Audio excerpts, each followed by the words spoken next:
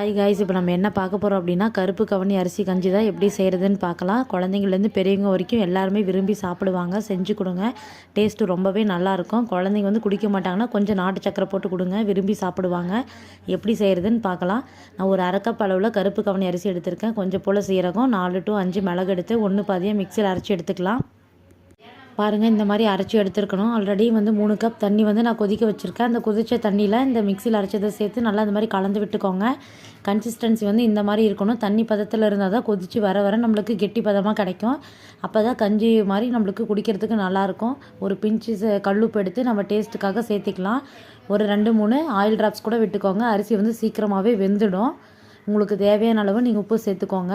பாருங்கள், இந்த மாதிரி நல்லா கொதித்து வரணும். மீடியம் ஃப்ளேமு ஹை ஃப்ளேமில் மாற்றி வச்சு கொதிக்க வச்சு எடுத்துக்கோங்க. ஒரு 5 to 10 மினிட்ஸ் வந்து நல்லா கொதிக்கட்டும். பாருங்கள், இந்த மாதிரி கெட்டி பார்த்துக்கு வந்தோடனே நீங்கள் எடுத்து சர்வ் பண்ணிடலாம். தேங்க்யூ ஃபார் வாட்சிங் ஃப்ரெண்ட்ஸ்.